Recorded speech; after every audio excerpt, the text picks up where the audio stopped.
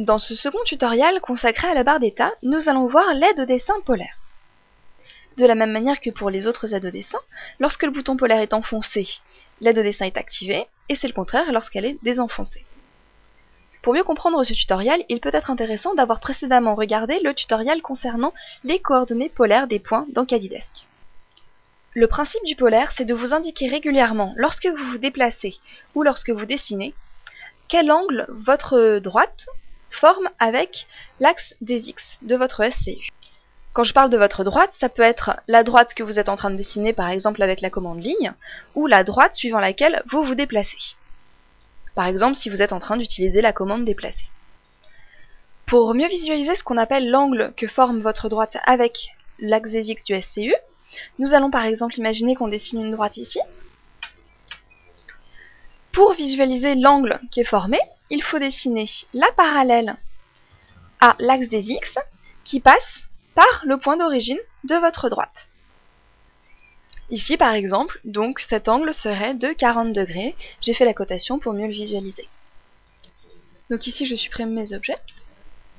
Donc lorsque le polaire est activé, donc ici je l'active en enfonçant le bouton polaire, et que je vais soit me déplacer, soit créer une ligne, par exemple ici je crée une ligne, vous allez voir que régulièrement s'affiche comme ici un carré bleu, avec marqué la distance entre mon point d'origine et le point auquel je me situe actuellement, le signe inférieur qui est le signe des angles, et l'angle auquel je me situe par rapport à mon axe des X. Donc ici je suis à 0 degré de l'axe des X, ici à 10, ici à 20, ici à 30.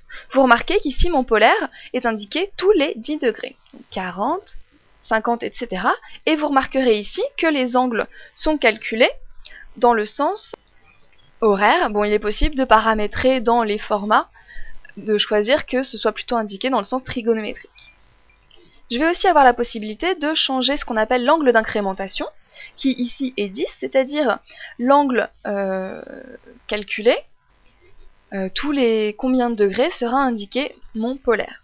Donc ici, c'est 10.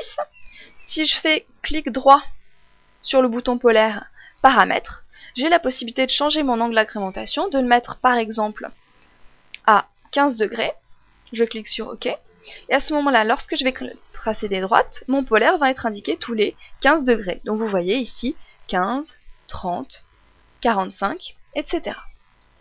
Si vous avez suivi le tutoriel concernant les coordonnées polaires des points, vous remarquez d'ailleurs que ce qui est indiqué dans la case lorsque le polaire est activé, c'est les coordonnées polaires du point auquel vous vous trouvez. Pour donner un exemple de l'utilisation du polaire, par exemple, imaginons que vous ayez besoin de tracer une pièce. Donc ici, vous savez que la première partie du mur fait 150 de long et est horizontale, donc celle-ci elle est parallèle à l'axe des X. Et ensuite, vous savez que par contre, le mur de gauche est seulement à 85 degrés, il n'est pas tout à fait parallèle à votre premier mur. À ce moment-là, vous allez vous placer à 85 degrés. Ici, vous remarquez que ce n'est pas possible parce que mon incrémentation n'est pas bonne, vu que je suis à 15 degrés. Donc je vais aller dans les paramètres de mon polaire, je vais choisir une incrémentation de 5 pour avoir plus de choix dans mes repérages, et je vais me placer à 85 degrés de mon premier mur. Ensuite, je ferme ma pièce de manière standard, c'est-à-dire que j'ai simplement considéré qu'il y avait un mur qui n'était pas tout à fait perpendiculaire.